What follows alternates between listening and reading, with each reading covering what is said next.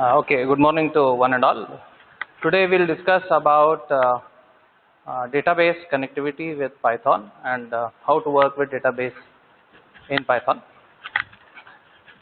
It is very important that we should understand how to connect database to any programming language for that matter. But Python as such is one of the widely used programming language nowadays.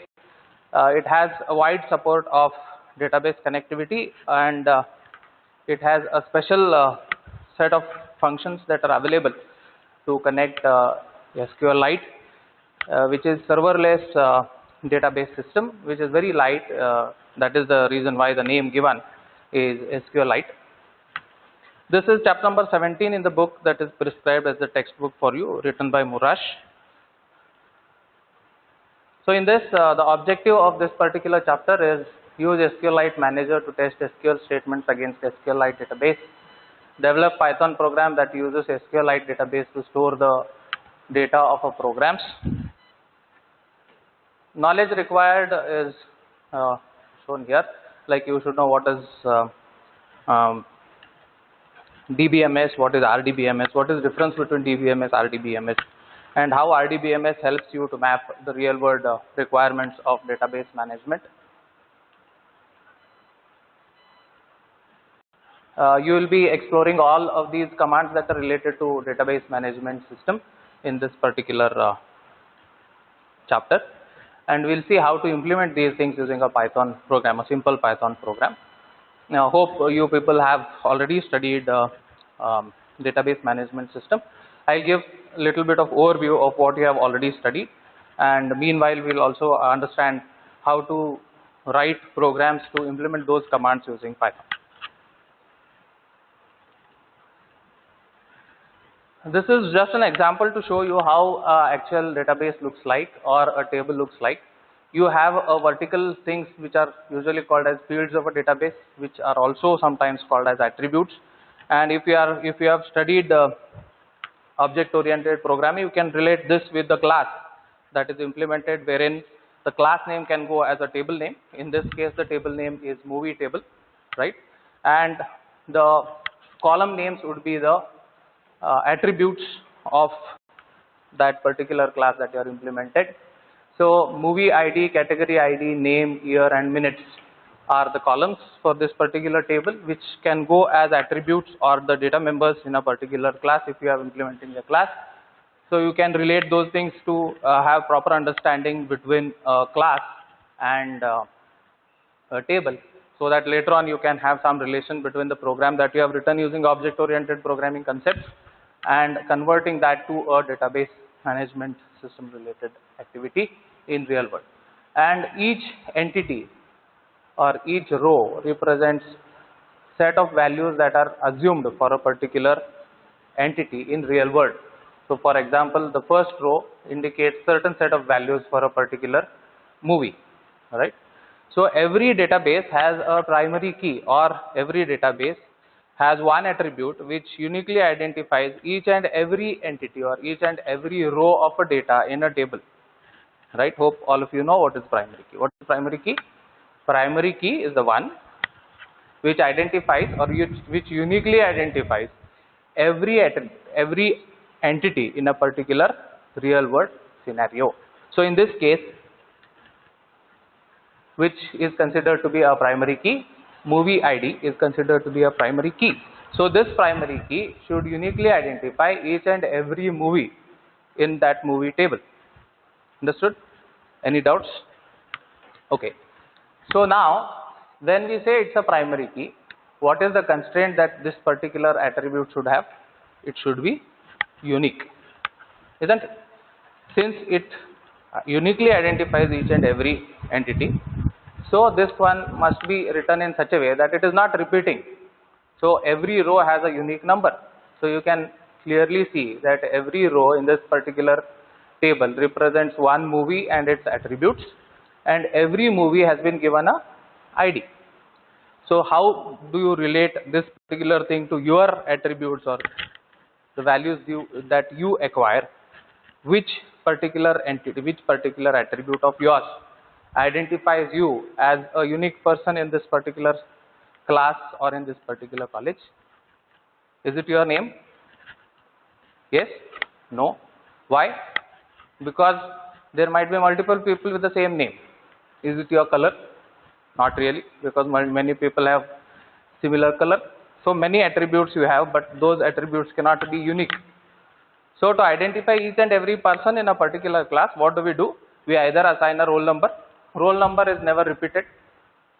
Right? At university level, if you want to identify yourself as a separate entity or a uniquely identification of a particular student is to be done, then what do? We specify what? We specify university seat number, right? It's a registration number or a USN that is allocated to each and every person when he gets admission to a particular college. So every entity must be uniquely identified. So this will help you to access this particular row whenever you want to update or modify the record or even insert a record or perform any operation on a particular row of a database. So what all concepts you will be learning?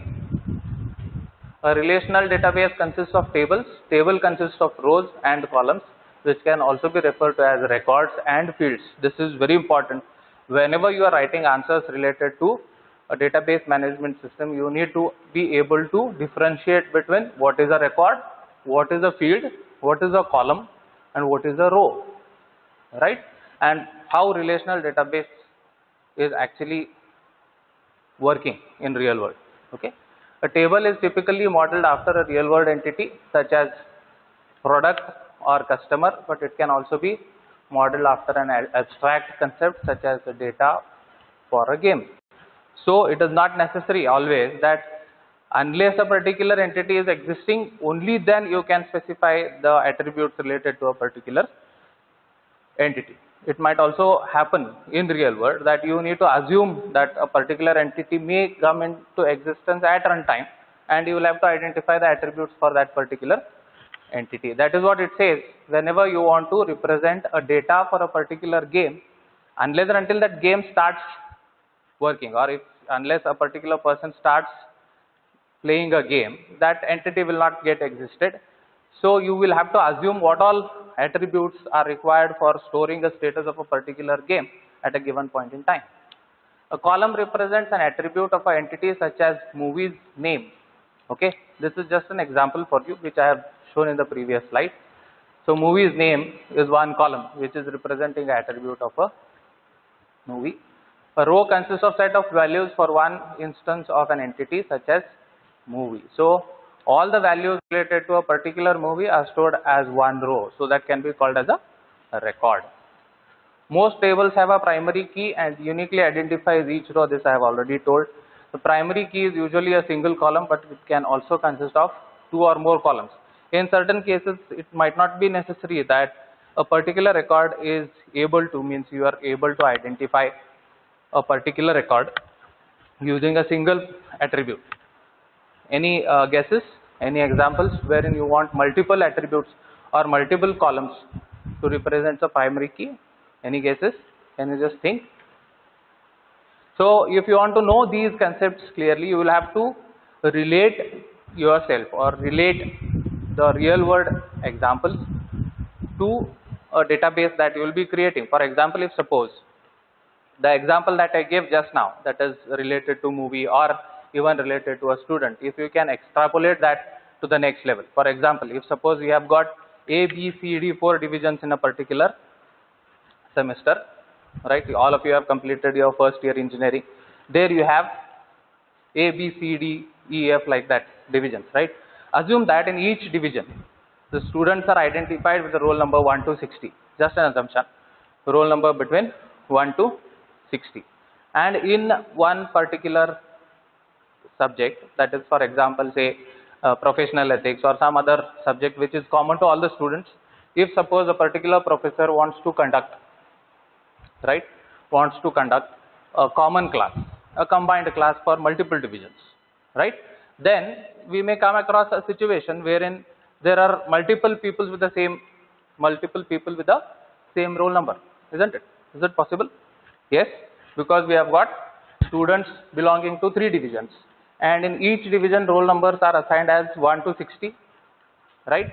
So if suppose I have got A, B, C division students sitting in one class, so I will be having roll number 1 to 60 for division A, roll number 1 to 60 for division B, so roll number 1 to 60 for division C. This is just a scenario for better understanding. In our college, it is not like that. For A division, probably the numbers will range from 100 or 101 to 160. For B division, it is 201 to 260. For C division, it is 301 to 360, so on and so forth. It is specifically done because we can have a unique identification even if such situation arises. But if suppose the numbers are common in all the divisions, like we have identified a common nomenclature like 1 to 60 students will be having roll number 1 to 60 in A division, 1 to 60 in B division, 1 to 60 in C division, and all the three division students are sitting together in a particular class. Then how to identify those students? Then you cannot use roll number 1. If I call roll number 1, then three people will stand up. Am I right? So if at all you want to identify a student uniquely in that case, then your primary key would be a roll number plus a division. So I have A1, right, a roll number 1 in A division. B1 is roll number 1 in B division. C1 is roll number 1 C division. Similarly, A19 is roll number 19 in A division. C19 is roll number 19 in C division, so on and so forth. So you can have multiple attributes, right, contributing for creation of a primary key. It is not necessary that always a single attribute will refer to a primary key. Sometimes you will have to have a combination of multiple attributes, right? So this is about it. Any doubts so far? Okay, let us go further. So what is RDBMS? This one example would help you to understand what is a relationship between two tables. We have two tables here. One is category table, another is movie table, right? So category table contains three types of categories, 1, 2, 3, identified as category 1, category 2, category 3, and the name given to this particular category field is category ID, and name of the category is animation, comedy and history. Got it?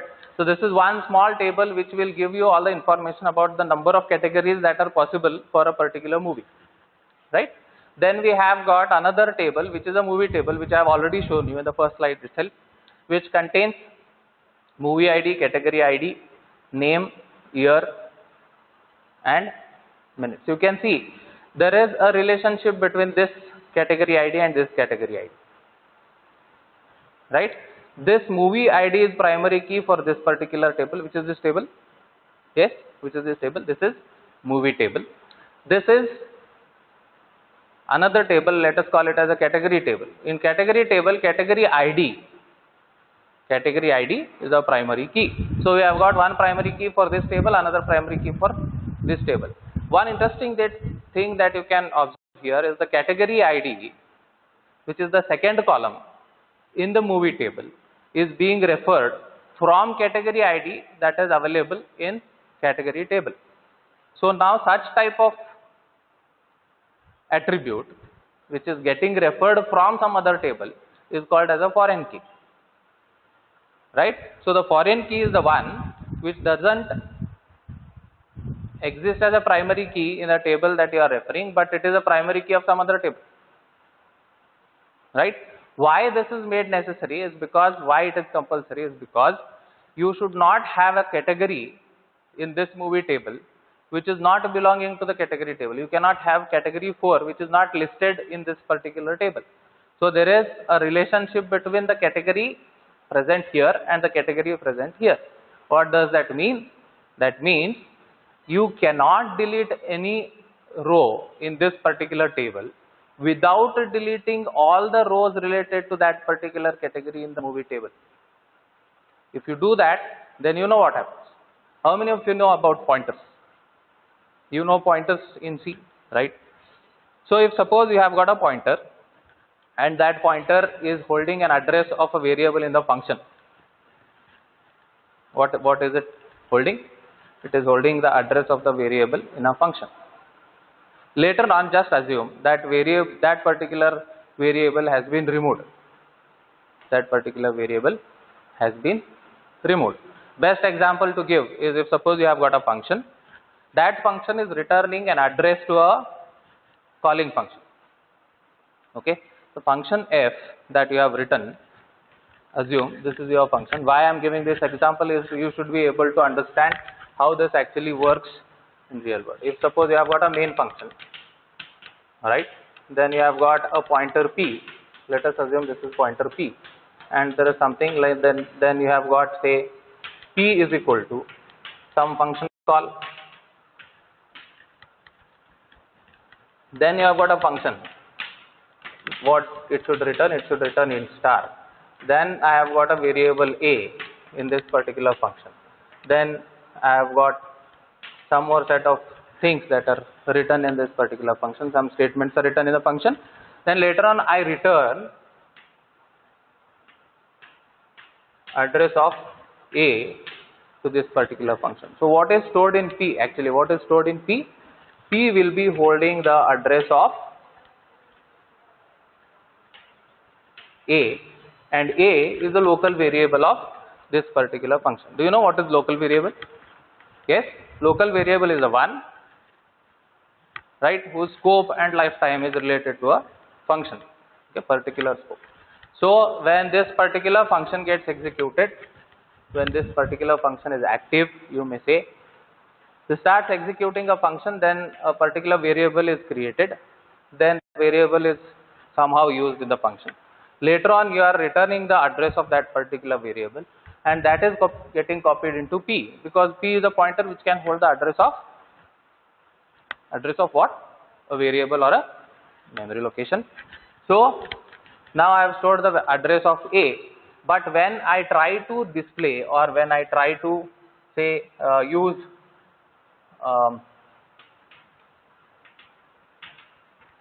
p to display content of a, which was the local variable out here, using pointer p, right, what error I should get? Will I get an error or no? Yes, will I get an error or no? I must get an error, right? What error should I get?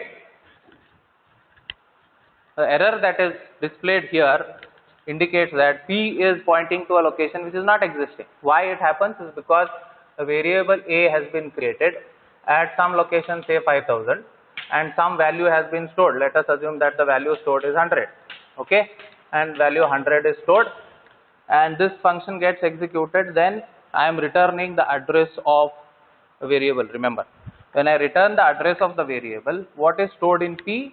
P is a pointer. Let us assume that it is stored at location 6000, right? Name of this location is p, and it's a pointer, so it can hold the value 5000, right?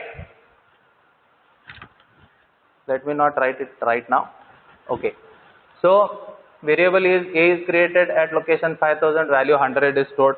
Then this function gets executed. When return and %a gets executed, actually the value 5000 is returned, and that is copied out here. When this particular function execution gets over, this particular memory block has been removed because it was a local variable.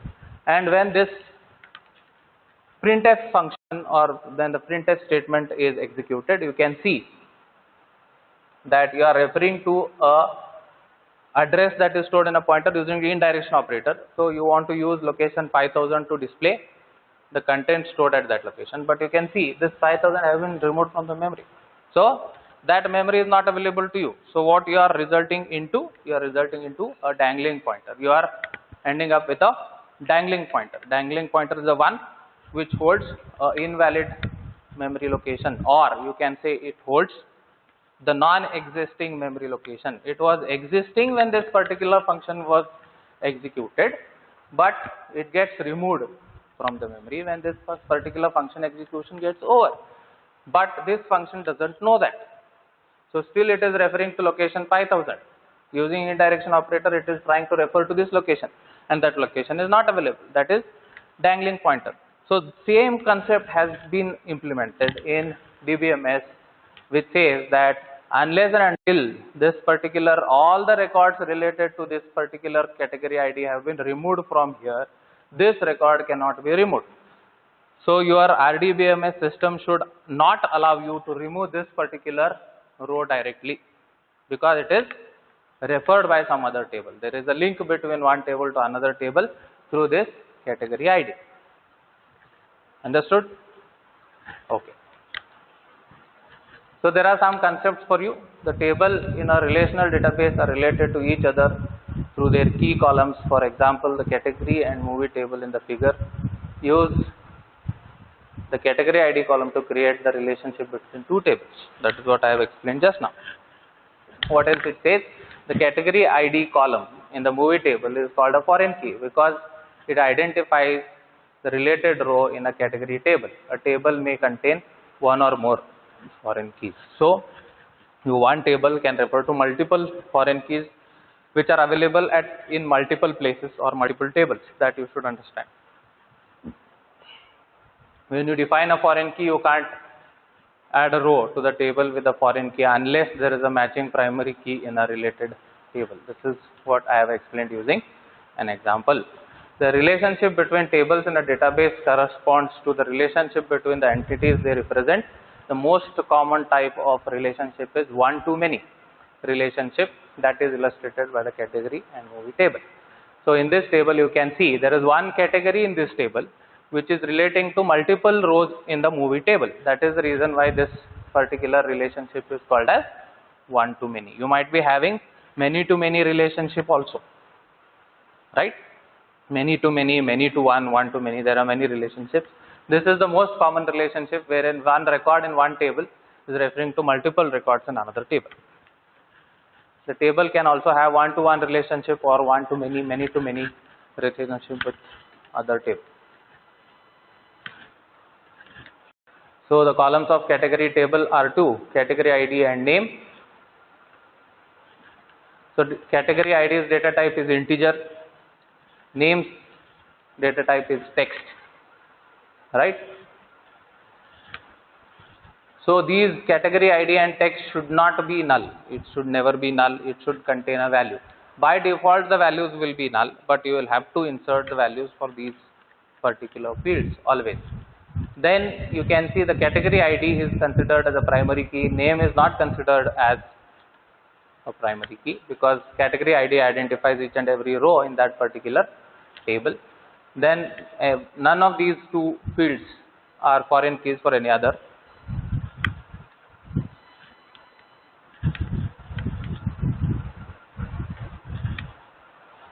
So this is similarly for a movie table.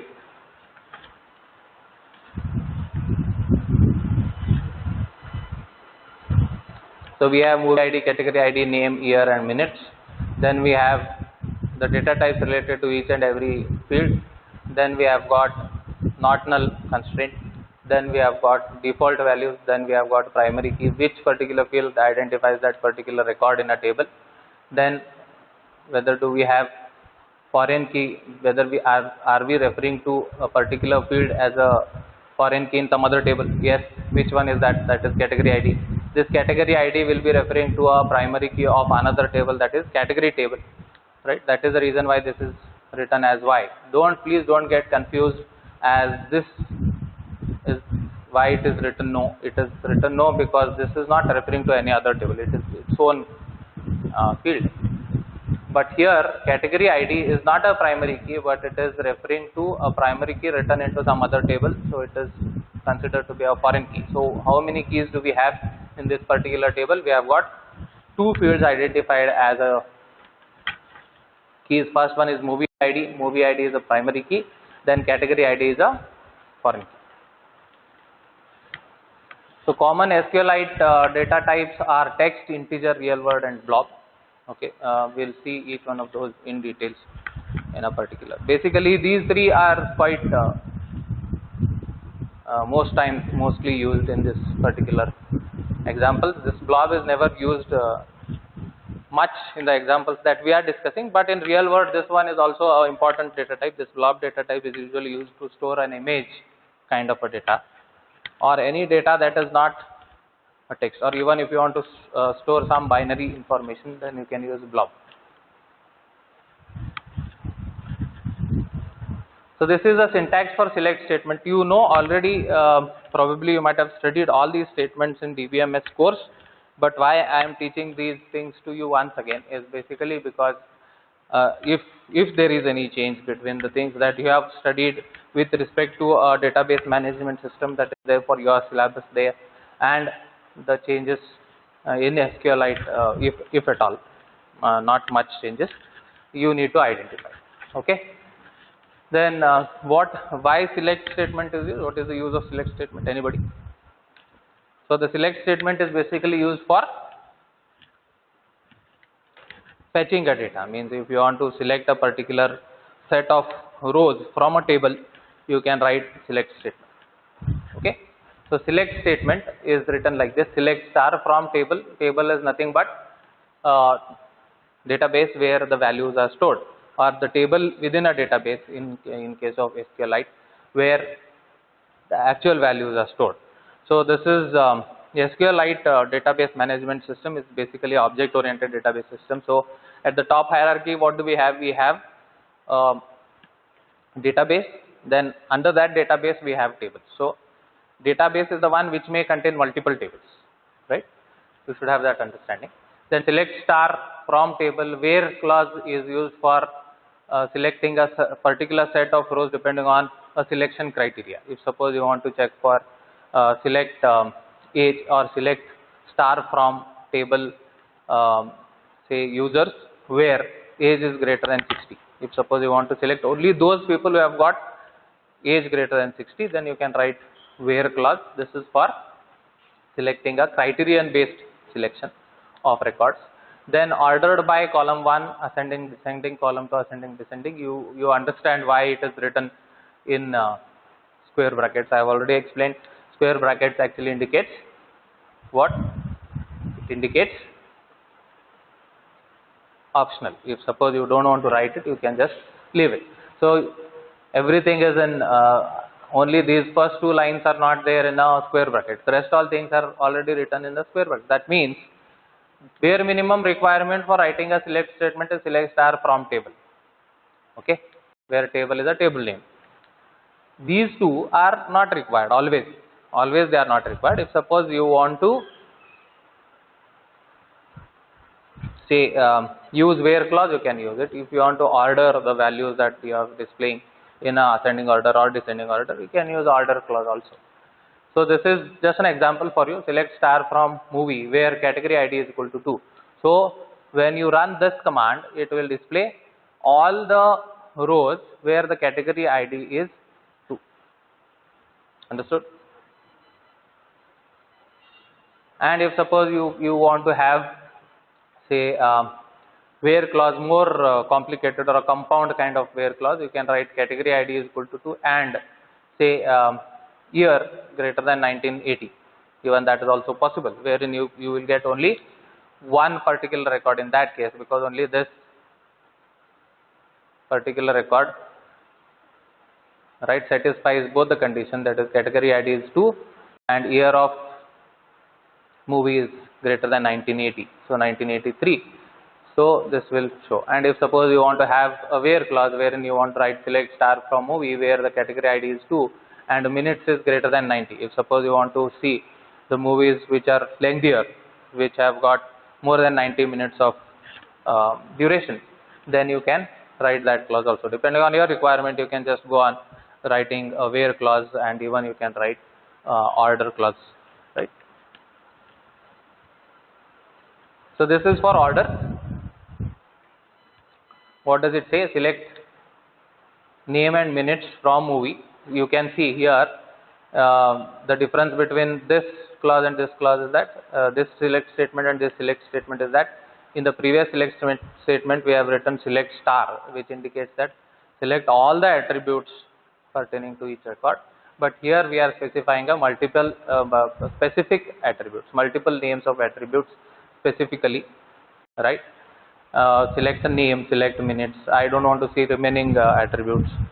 Then from movie, this movie is a table name where minutes is less than 90. That is minutes is less than 90. Order by minutes ascending order. That means once the records are fetched, it will arrange those records in ascending order of minutes, right? So first the record with lesser duration is displayed, and then it goes on displaying remaining things in a order, specified order. So this is for joining. Probably you might have already studied how to join multiple tables. If at all you want to have combined kind of select clause wherein you want to use multiple tables, then it is like selecting the records depending on a set of clause that are written, right? You have got inner and outer joins. You might have already studied those. This is just an example for you. Select column 1 as alias. What is alias? What is an alias? If suppose there is a category ID in movie table to be displayed as movie category, then you can specify it as a name that you want to display. Now this is a name that will be displayed in your output. This is the actual name, and this is the name that will be displayed in the output. So we have the select column 1 as alias from table inner. Then you can specify multiple tables for joining. So this is the one. Select movie dot name, category dot name, right? Movie dot name is from what? From movie table, right? Category dot name is from category table. You can see that we have got one attribute or one field which is there in movie table and one field which is there in category table. So while writing the statement, you should be very much careful that you should be writing the table name first, followed by a member operator or dot operator, then the name of the field, category dot, then the name of the field, right? As category name, you can see category name, right? Category name, this name will be displayed as category name, right? This name will be displayed as name only. This name will be displayed as category name. You can see here the name of the movie is shown as it is. You can write it right here like this: movie dot name as movie name. Then instead of name, movie name will be displayed as category name. Minutes will be displayed as minutes because there is nothing written there, and minutes is available only in movie, so there is no ambiguity. If there is ambiguity, then you will have to specify name of the table. If there is no ambiguity, then you need not specify name of the table, right? Minutes is available from movie only. It will search for first the movie table. If it is not available, then it will search the other table. From movie, join category, on category dot category ID is equal to movie dot category ID. You can say this is join is on category, right? A category attribute or category field on category dot category ID, movie dot category ID, right? So this is category table, this is movie table, this is category tables category ID, this is movie tables category ID, where minutes is less than 90 ordered by minutes in ascending order. So this is the output that you get. So you can use multiple combinations and try out yourself that how to join multiple tables and see how it works. So next command that is mostly used is insert into table. So insert statement is most important. Why it is important is because if you only create a table, then probably you will not be able to see what that table will contain, because unless you store something into the table, only then you can select and you can do various other operations on that particular table. So insert function will help you to insert a data into the table or store the data into the table or add rows to the table that you have already created. So insert into table, column list, values, value list. So this is the general syntax. A statement that uses comma list to add one, so that is insert into movie, name, year, minutes, category ID. Values are, this is the name, this is the year in which this particular movie has been created, and then this is minutes, and then this is, so this is the name, this is release year, and this is minutes, means this is duration and this is category ID. So the statement that doesn't use column list to add one row, that is insert into movie values 14 to like this. If suppose you want to specify the values like this, then you should be knowing how the movie table looks like, means you should be able to remember what are the different fields of the movie table and how they are actually stored in the table. So if you know that, then this particular list is not required. So this column list is not required. When you write column list, then you can directly map this column name with the value, column name with the value, column name with the value, column name. Here the column name list is not specified, means we know that how that particular table is actually generated or how it is written. We know the description of the table and we know what each and every column contains. If you are able to remember that, then you can directly write values. This will add into a particular table directly. So this is update. What is update? How update is different from insert? Insert and update are two different operations, remember. Insert is to insert a new record into a table. Always whenever you want to add a record to a table, then it is insert. Update is if suppose you want to change a particular existing record to a new set of values, then you should be able to do it through update command. So update table name set expression 1, expression 2, where selection criteria. So you can specify which all values you want to change depending on what particular selection criteria you want to change. So example is like this: update movie table, set minutes is equal to 84, right? It will be overwriting the previous value assigned to that particular row where movie ID is 4. If suppose movie ID 4 contains say 100 as minutes, now that will be changed to 84. Okay. So this is delete statement is to remove a row from a table. Okay. Syntax for deleting a statement is delete from table name where selection criteria, specify the selection criteria. See, remember that whenever you want to delete a row, you cannot delete a row unless you have a selection criteria. That is the reason why it is not, where clause is not written in square brackets. So where clause is required compulsorily, that you should understand. Then there is an example, delete from movie, right, where movie ID is equal to 14. So I want to delete a record where movie ID is 14. So remember, this movie ID is a primary key in movie table. So only one unique record will be removed from the table. If suppose you want to remove multiple records from a table, even that is also possible. It is not necessary that always the where clause must contain what?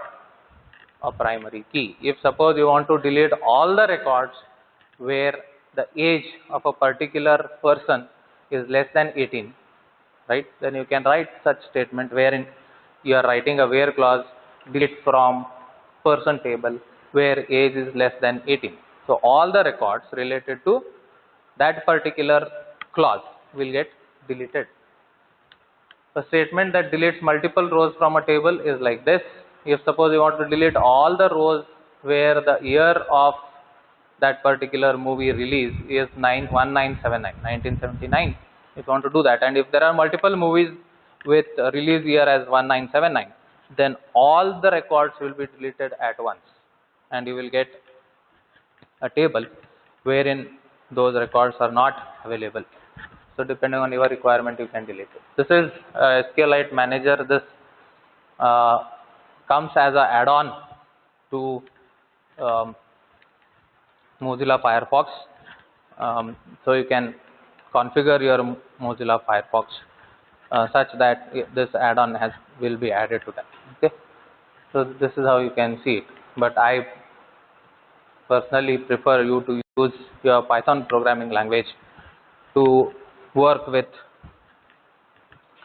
the database and make yourself conversant with the programming aspects of database, that will help you to write small code, and the small projects also you can implement using that. So how to do that is available in this. So you will have to go to tools, then SQLite manager, start SQLite manager, then you will have to do all these set of operations to make that particular tool available with your browser. Okay. If it is not there, then you will have to use add-on option that is available in tools, or configuration you will have to use. You will have to download the add-on and then add it to Mozilla Firefox and then use it.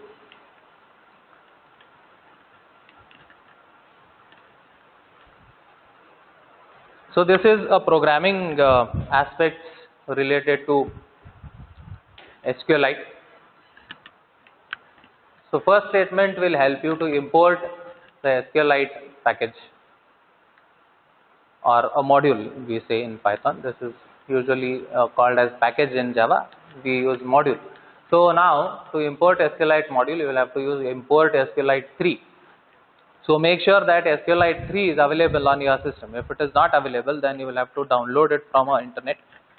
Google it, you will get SQLite.exe downloadable from the official website of SQLite. Then install it. Okay. Once you install it, then you can do that. Always remember that this SQLite must be installed on C:, so that it will be easier for you to further configuration. The syntax for connecting to the database is like this. Name of the connection, CONN is name of the connection, equal to SQLite3.connect, then path of the database file. This path of the database file is a very important thing that you should understand. If suppose the database file is available in the present working directory, then the path will just contain the name of that particular database file. If it is not available, then you will have to specify the complete path. Okay, this is very important. So if it is available in the present working directory, you need not specify the complete path as it is done here. How to connect to the database in working directory? This is also called as a working directory. There you can just write name of the connection is equal to SQLite3.connect, then name of the database file. But if suppose it is not available, then you will have to use certain set of other modules to make it happen. So first one is import sys, import OS. These are the two modules that are required for identifying which type of operating system you are using. Why all these things are required in your programs that I will be showing later on. These things are not required because most of you are using either Windows or Linux, right? But if suppose it is Win32 machine, then this is required. So we are checking sys.platform is equal to Win32. If it is Windows platform, then db file is equal to, I am writing the whole thing where we are clearly specifying the complete path of movies.sqlite database file. You can see. If it is not a Windows system, if it is Mac OS X or Linux, then we'll have to write home is equal to os.environment variable. This is environment variable home from where you get it. Then db file is equal to home plus documents Morash Python underscore db movies.sql. This home will get you the home directory path. You will have to append this particular path to the home directory path. This home will get you the present working directories complete path, and that path will be concatenated with this path, and then what you get is the actual database files complete path, and then that particular path you can use to connect. So connect is equal to SQLite3.connect db underscore file. This statement and this statement are actually same. The only difference is here you are directly specifying the name of the file, db file, but here you are specifying what? The name of the file that you have created. Either it is created using a complete path or it is created using a actual path plus the home directory path, and that is being used for connection. This you should understand, and this is most important. If you are not able to connect to the database file itself, then the further operations cannot be done. Then if you want to close the connection object, then you will have to use connection.close. Here this is a better way of writing it. This is the coding standard that is to be followed. You hope you know what is coding standards, right? Best practices that are to be followed while writing a code. First check whether the connection object is existing. If you have created a connection, then only close the connection. If you have not created a connection, then need not close the connection. That means if the connection was not created by the connect statement that you have written here, then closing is not required. Unnecessarily don't close. And if you do that, then probably you will get an error. You will get an error. Then you will have to use try catch and all that exception handling techniques, isn't it? So check whether the connection is created. If the connection is created, close the connection. Then the next thing that comes is the cursor object. This why cursor object is created. So connect object is just to connect your database, right? Your database file with your programming environment. Okay, this connection object is kind of a handle which is used for accessing a database file. Whereas this cursor object will help you to execute the commands on a table. Right? If suppose you want to execute a SQL statement on a particular table, then you will have to have a cursor. So cursor will help you to execute a command. So we have one execute method available in cursor object which will help you to execute SQL command. So this is how it looks like. Execute method of a cursor object, execute SQL params tuple. So you will have to specify the SQL command here. So how to get a cursor from a connection object? This is how we should get it. So remember, first set of statements to be executed in a sequence. First you will have to obtain a connection, then you will have to get the cursor on that. Okay. So C is equal to connection dot cursor, and this cursor will later on help you to execute the command. How to execute a select statement? One example is given to you. Okay. So here the parameters are not there. So this is just a plain select statement. So what do we do? Query is equal to select star from movie. We here a special type of quotations are used. Triple quotations are used just to differentiate between normal quotation and triple quotation. Need not worry. Okay. Then C dot execute query. So query is this one. This query is being passed as a parameter to execute method or execute execute method of what? Connection, cursor. Okay. So C dot execute query. This will execute the query that is written here. Similarly, query is equal to select star from movie where the minutes is less than.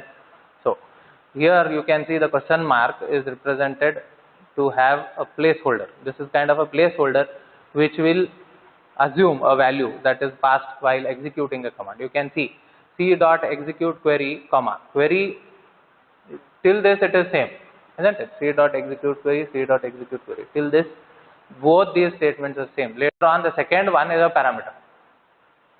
This is a parameter. So second parameter is specified with a comma separated list. Then we have got a tuple. Hope you know what is tuple. You remember what is tuple. If you don't remember, kindly go and look back. What is tuple? What is difference between tuple and a list? How tuple differs? What is the use of tuple? All that. You have already studied that, right? So 90 is the value that I want to specify at this place. In place of question mark, 90 will be replaced. Whenever you want to specify a tuple with a single value, it must be written with terminating comma. If there is a single value in a tuple, we should have a terminating comma. This is very important. Okay. This is a rule that is being followed in Python.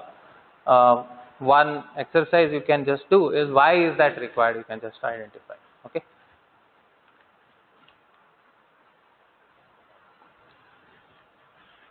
So once the cursor is created, you should be able to close the cursor, or you must close the cursor, because whenever you want to execute something, you are acquiring the resources of the system.